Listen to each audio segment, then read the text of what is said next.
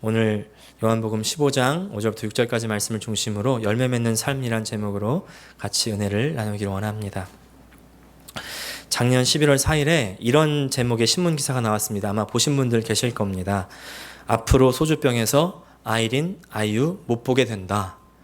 제가 무슨 내용인지 궁금해가지고 좀 찾아봤는데 내용을 읽어보니까 보건복지부에서 국민건강증진법 시행령 제10조에서 정해놓은 주류 광고의 기준 규정을 고쳐서 소주병에 연예인 사진을 붙이지 못하게 하는 방안을 검토하기로 했다는 겁니다.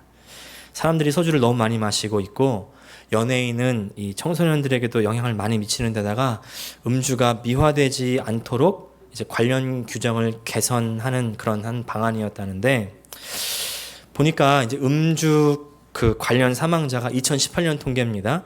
4,910명에 이르고요. 음주로 인한 건강보험 환자가 2,881만 명이래요. 그리고 음주로 인한 건강보험 급여액이 2조 2,064억 원에 이른다고 합니다. 한국에 대한 얘기입니다.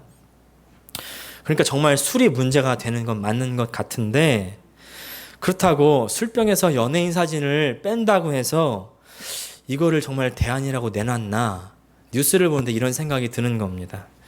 보니까요, OECD 국가들 중에서 국제 경제협력개발기구 회원국들 중에서 술병에 연예인 사진을 붙이는 나라는 우리나라밖에 없다는 거예요.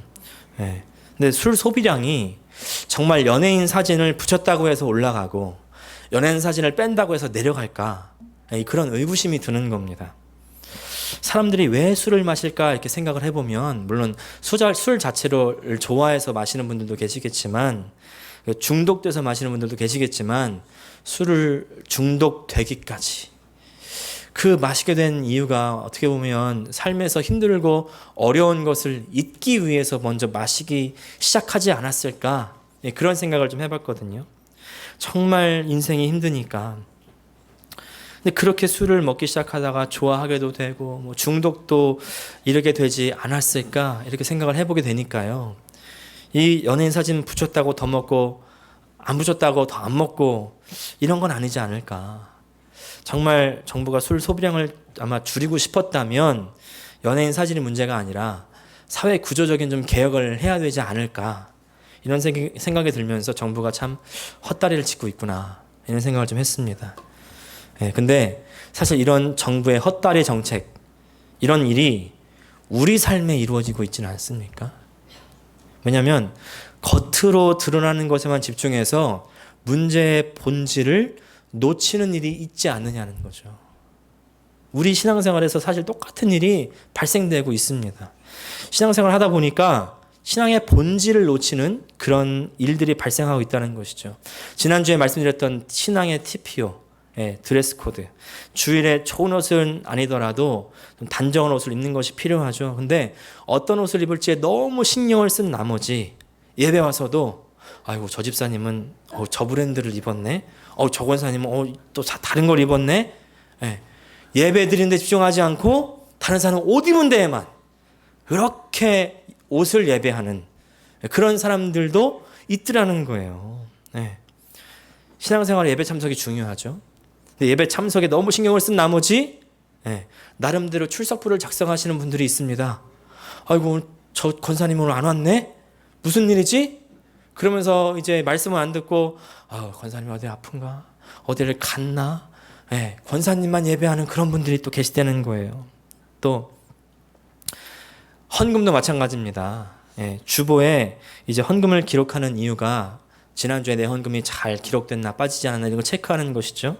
근데 이 헌금란이 어떻게 활용되고 있습니까? 어떻게 활용되고 있냐면요. 보니까 이 집사님이 12조를 안 했네? 이 권사님이 또 특별한 헌금을 했네? 그러면서 누가 헌금을 했는지 안 했는지를 혼자 계속 체크하고 계세요. 여러분 예배와 헌금을 왜 이렇게 신경을 씁니까? 왜냐하면 우리가 이걸로 내가 혹은 다른 사람이 신앙생활을 얼마나 잘하는지를 판단할 수 있기 때문이죠. 우리는 신앙생활을 이런 일을 하고 저런 일을 하는 것으로 오해하고 있습니다. 오해하고 있어요. 이런 신앙의 오해가 계속되면서 몸은 예배 자리에 와 앉아 있지만 진정으로 예배는 드리기가 어렵게 되고 있습니다. 진정한 신앙생활이 어려워지고 있는 거예요. 근데 오늘의 본문은요, 우리의 오해를 풀어줍니다. 신앙생활에 있어서 무엇을 하는가 안 하는가의 문제보다 더 중요한 것이 있는데 그것이 바로 오늘의 말씀이에요. 오늘 본문 5절 상반절을 같이 한번 읽겠습니다. 시작. 나는 포도나무요 너희는 가지라. 제가 포도나무 사진을 좀 가져왔는데 잘 보시면요, 지금 어디까지가 포도나무고 어디까지가 가지입니까? 물론 본줄기에서 뻗어나온 부분들이 가지겠죠. 다음 사진은요, 가지가 좀 더 명확하게 잘 보이더라고요. 근데 가지는 포도나무가 아닙니까? 가지도 포도나무예요. 가지와 포도나무를 분리한다는 것은 있을 수 없는 일입니다. 둘 다 똑같은 포도나무죠. 우리가 가지라고 하니까 나무로부터 뭔가 나온 어떤 분리된 존재라고 생각할 수가 있습니다. 전혀 그렇지 않다는 겁니다. 하나입니다. 가지와 나무는 하나죠. 오늘 말씀은 우리 신앙생활에 가장 중요한 것을 알려주는데 그것은 우리가 기억해야 할 신앙의 본질은 주님과 우리는 하나라는 것입니다. 주님과 우리는 어떻게 해요? 하나. 다 함께 고백해 보실까요? 주님과 우리는 하나다. 하나. 고린도전서 6장 17절 같이 읽겠습니다. 시작. 주와 합하는 자는 한 영이니라. 하나님께서 우리를 영적인 존재로 지으신 이유가 바로 여기 있습니다. 주와 합하여 한 영 되게 하기 위해서 하나됨이라는 것이죠. 하나됨. 성경은 여러 곳에서 이렇게 증언합니다. 골로새서 1장 18절 보니까 그는 몸인 교회의 머리시라. 여기서 그는 예수 그리스도를 말합니다. 그런데 또 에베소서 보니까 5장 30절 이렇게 말합니다. 우리는 그 몸의 지체임이라. 그 예수 그리스도의 몸인 지체라는 것이죠.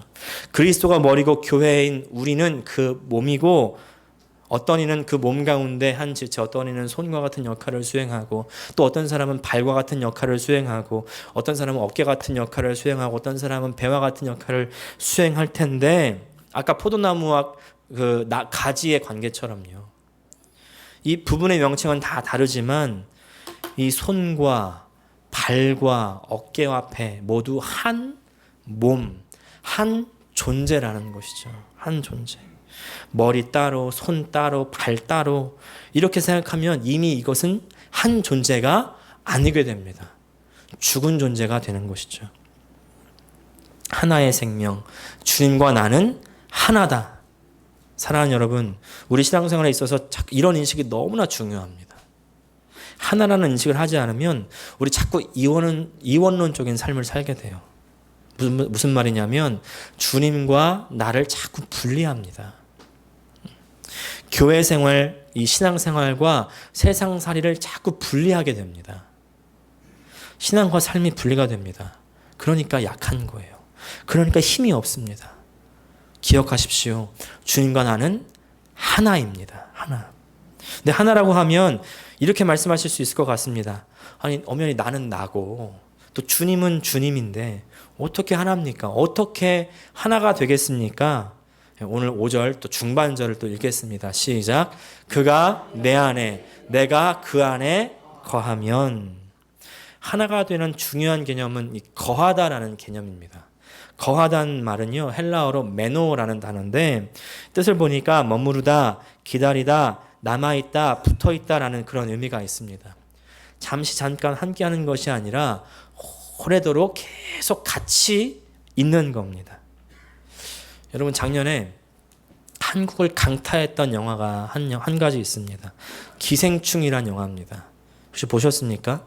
한 백수 가족이 이제 그때 아르바이트를 하면서 생계를 이어가는데 이 아들인 주인공은요, 명문대 지망생 사수생이에요. 근데 이 친구가 이제 친구의 소개로 과외 아르바이트를 소개받고 학력을 속여가지고 이제 과외 선생님으로 들어가게 됩니다. 그렇게 취직을 하게 되고요. 연이어서 이제 미대 지망생인 동생을 이제 미술 과외 선생으로 취직을 시킵니다. 그 이후에 또 자기 엄마를 그 집 가정부로 취직을 시킵니다. 또 그 다음에 누가 남았어요? 아버지를 그 운전기사로 취직을 시킵니다. 온 가족이 이 부잣집에 들러붙어가지고 다 떼먹으려고. 나가게 해도 절대 안 나가는 거예요. 절대 안 나가. 나중에 이제 그 결말을 보니까 끝까지 이 주인공의 아버지는 이 집에서 나가지 않는 거예요. 아무도 모르는 이 집에 어떤 그 방공호에 혼자 계속 살아가는 겁니다. 누가 나가라고 해도 절대 나가지 않아요. 제가 이 영화를 보면서 이 생각을 했습니다. 내가 주님께 꼭 붙어가지고 절대 떨어지지 말아야 되겠다. 할렐루야. 뭐 주님이 절대 나가라고 할 일도 없지만은 주님으로부터 나가면 누구만 손해예요? 저만 손해입니다. 주님께 딱 붙어 있어야 되죠. 또 반대로 뭐예요? 주님도 내 안에 딱 붙어 계셔야 돼요. 내 안에 사셔야 됩니다. 어떻게 하면 붙어 있는 것일까요? 어떻게 하면 거하는 것일까요? 일도 가지 않고 직장도 가지 않고 교회 나와서 매일매일 기도하고 예배 드려야 됩니까? 먼저요. 주님이 내 안에 들어오시도록 허락하셔야 돼요. 허락하셔야 돼요. 내 안에 내가 그 안에 거하면 이란 말이 있죠. 그 말은요. 언뜻 들으면 조건절로 들립니다.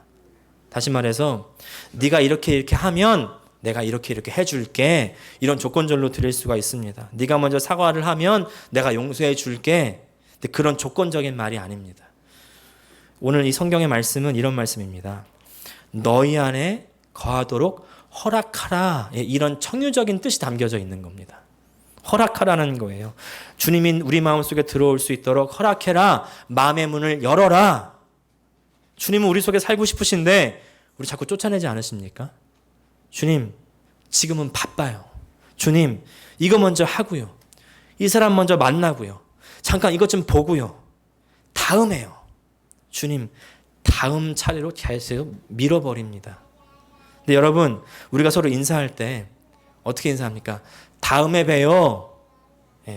정말 다음에 보자는 말입니까? 인사말입니다. 다음에 보자고 한 사람이 언제 볼지 기약이 없어요. 정말 보고 싶은 사람은 어떻게 합니까? 우리 다음 주에 몇 날 며칠에 만납시다. 이렇게 하지 다음에 만나요는 기약이 없는 인사말이에요. 뭐 만나지 말자고는 할 수 없으니까 적당히 친밀감을 표시하는 그런 말이죠. 주님하고도 똑같은 건 아닙니까? 다음에 봐요. 다음에 할게요. 다음에 예배드리고 다음에 찬송, 다음에 헌금하고 다음에 금식하고 다음에 기도하고 안 한다는 말이에요. 다음은 없습니다. 제가 새벽에 말씀을 드렸는데요. 매일 아침 주님을 내 삶 속에 개입시키십시오. 매일 아침 하나님과 눈을 맞추십시오. 주님의 말씀을 들려주세요. 내가 듣겠습니다. 단 5분이라도 주님 앞에 그렇게 나가면 우리의 삶이 달라질 줄 믿습니다. 이럴 때 아멘을 크게 하셔야 돼요. 네, 달라질 줄 믿습니다. 아멘, 아멘. 또 어떻게 됩니까? 이제 내가 주님 안에 거하셔야죠. 붙어 있다는 건요, 반대로 말하면 떨어질 수도 있다는 말입니다. 아까 기생충의 그 가족들이 어떻게든 그 부잣집에 들어가 나오지 않으려고 노력하듯이 내가 주님으로부터 떨어지지 않도록 노력하셔야 돼요. 유대인들은요, 하루 3번 기도한다고 합니다. 3시와 6시, 9시인데 지금 시간으로는 오전 9시, 정오, 그리고 오후 3시에 기도하는 습관을 가졌습니다. 또 다른 분들 보니까 더 많이 기도하더라고요. 누굴까요? 무슬림들은요, 하루 5번 기도합니다. 보니까 새벽 5시, 오후 1시, 3시, 6시, 7시 이렇게 기도를 하는데 제가 20년 전에 터키를 가본 적이 있습니다. 터키를 갔는데 아침에 누가 아침부터 막 우는 거예요. 좀 울다 말겠지는데 안 꺼쳐요. 가만히 들어보니까 방송입니다. 아침부터 막 이상한 노래가 막 나와요. 보니까 그게 무슨 노래일까요? 기도하라고 하는 노래. 기도하라고. 그래서 모든 사람들이 아잔이라고 하더라고요. 아잔이라는 노래가 나오면 그 가던 길을 멈추고 하던 일을 멈추고 이제 기도를 하는 그런 습관을 이제 가지는데, 사랑하는 여러분, 우리는 언제 기도의 습관을 가지십니까? 언제 기도하십니까? 사랑하는 여러분, 우리는 언제 말씀을 읽는 습관을 가지십니까? 주님으로부터 떨어지지 않기 위해서 하는 어떤 습관들이 있으십니까? 여러분, 2020년을 우리가 주 안에서 성공하고 그리고 또 은혜로 승리하기 원하신다면 주님으로부터 떨어지지 마셔야 되는데, 열매 맺기 원하신다면 여러분, 떨어지지 않으려는 습관을 가지시기를 축복합니다. 우리 항상 기본으로 돌아가야 돼요. 신앙의 기본 뭐예요? 말씀과 기도입니다. 그래서요, 올해 우리 교회는 성경을 읽으려고 합니다. 다음 달부터 이제 예배일까 끝나고든 끝나기 전이든 시간을 정해서 성경을 읽고 그 다음에 간단하게 소개를 하고, 그렇게 성경을 읽으려고 합니다. 제가 집에서 성경을 읽으시라고 하니까 읽는 분들만 읽으시고 또 읽다가 그만두시고 너무 많으세요. 안 되겠다. 같이 읽어야 되겠다.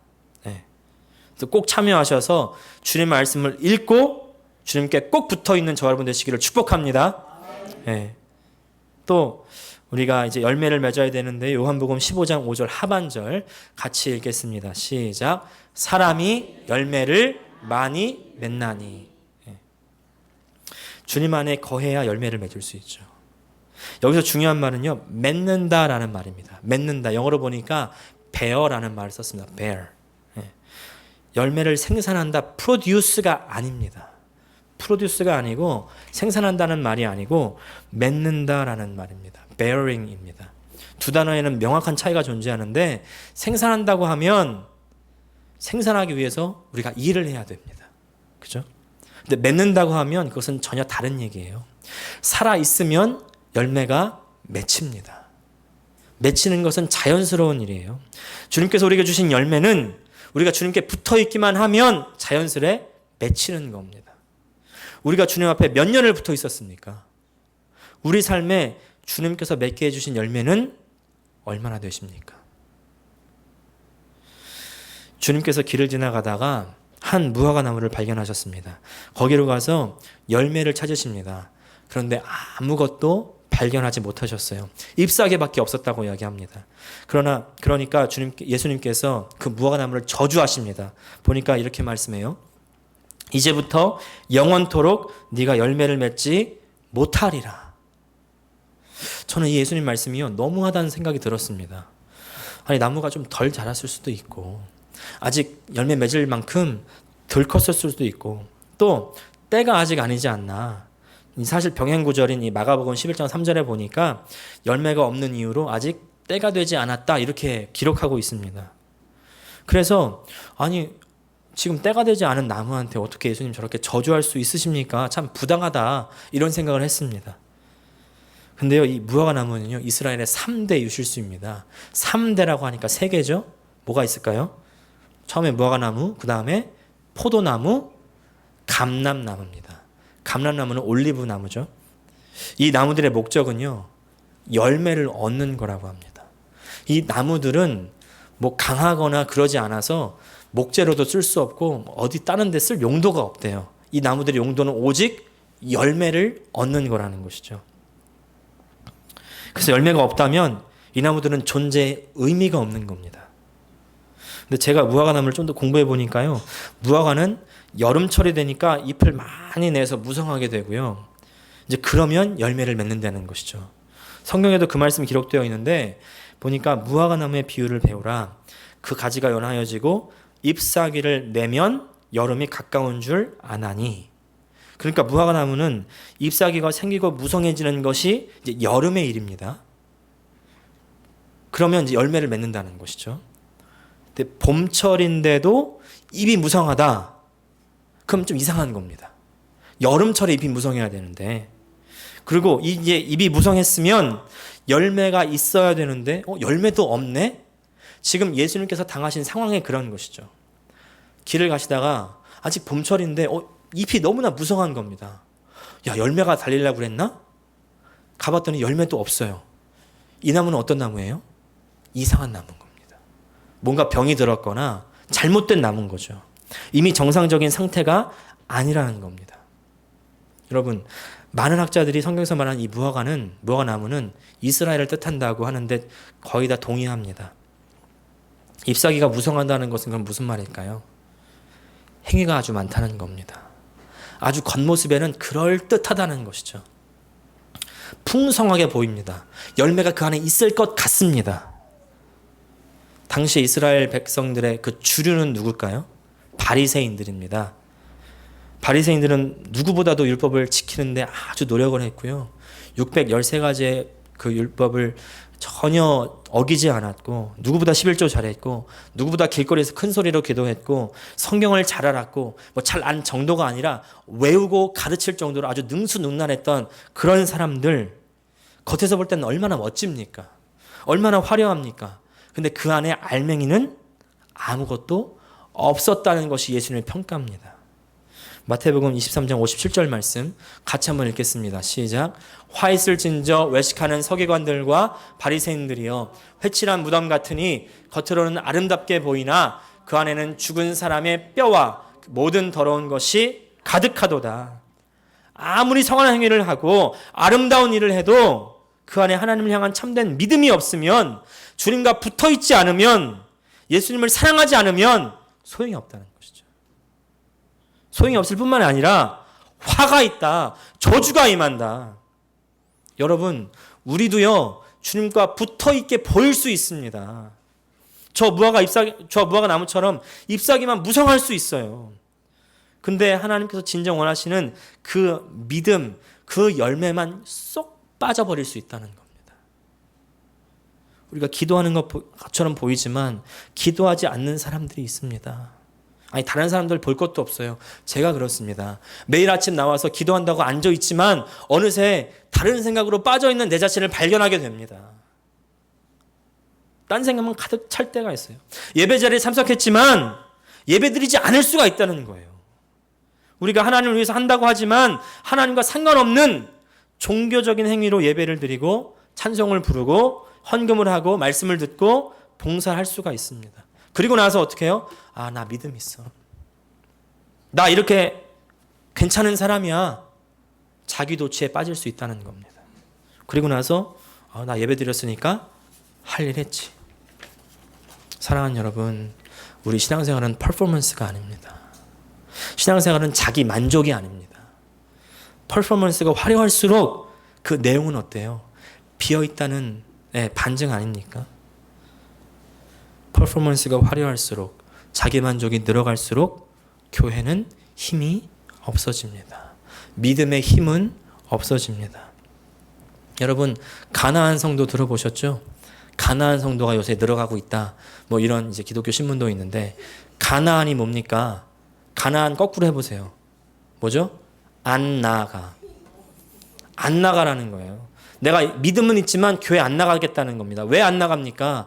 가보니까 뭔가 화려한 것 같고 말은 잘하고 아주 번지르르한 것 같은데 그 안에 믿음이 없다는 겁니다. 그 안에 예수님을 발견할 수 없다는 거예요. 그 안에 사랑을 발견할 수 없다는 겁니다. 저부터 문제예요. 목사인 저부터 참된 믿음을 보여주지 못했기 때문에 사람들이 더 교회를 신뢰하지 못하는 건 아니겠습니까? 열매가 없기 때문에. 우리 그래서 5절에 그 마지막 부분을 기억해야 됩니다. 같이 읽겠습니다. 시작. 나를 떠나서는 너희가 아무것도 할 수 없음이라. 할 수 없음이라. 할 수 없다는 것을 뒤집어 생각해 보면요, 우리가 아무리 수많은 종교적인 행위들을 해도 주님으로부터 떨어져 있으면 아무것도 한 것이 아니게 됩니다. 한 것이 없는 것과 똑같은 겁니다. 여러분, 종교인 되지 마시고 그리스도인 되시기를 축복합니다. 행위만 많은 잎사귀가 무성한 저 무화과나무 같이 되지 마시고 열매가 있는 참 믿음의 사람 되시기를 축복합니다. 예수님께서 열매 없는 인생에, 열매 없는 삶에 경고하시죠. 6절 말씀 또 같이 읽겠습니다. 시작. 사람이 내 안에 거하지 아니하면 가지처럼 밖에 버려져 마르나니 사람들이 그것을 모아다가 불에 던져 사르느니라. 우리가 믿음 안에, 주님 안에 거하는 것을요, 마치 집 안에 살다가 여행 가서 저 호텔에 살다가 이렇게 사는 것으로 생각하시는 분들이 있습니다. 뭐냐면 믿음으로 살다가 또 믿음으로 안 살다가, 믿음으로 살면 좋겠지만 믿음으로 안 살아도 뭐 사라지더라. 괜찮더라. 예. 그러나 그것은 우리의 생각이지 성경의 생각은 아닙니다. 하나님 생각은 아닙니다. 하나님은요, 우리가 주님 안에 거하지 않으면 밖에 버리워지고 말라지고 결국에는 불에 던져 살라진다고 말씀합니다. 사랑하는 여러분, 불로 향하는 불나방 같은 인생 되지 마시고요. 다른 것에 붙잡히지 말고 본질을 붙드는 저 여러분 되시기를 축복합니다. 2020년 이 마지막에 잎사귀가 아니라 정말 열매를 주님 앞에 자랑스럽게 올려드릴 수 있기를 축복합니다. 다시 한번 말씀드립니다. 우리의 열매는 행위가 아닙니다. 믿음입니다. 우리의 성품이고요. 우리의 삶입니다. 그래서 이제 이번 주까지 계속되는 특별 새벽 기도 성령의 열매에 대해서 말씀하고 있는데 6일 남았습니다. 말씀드린 것처럼 6일 중에 최소한 2번 이상 꼭 참석하시고 주님 앞에 2020년을 드리시기를 바랍니다. 헌신을 하세요. 성령의 열매를 맺겠습니다. 2020년에 그런 각오로 기도할 때 하나님께서 반드시 응답해 주실 줄 믿습니다. 기도하겠습니다.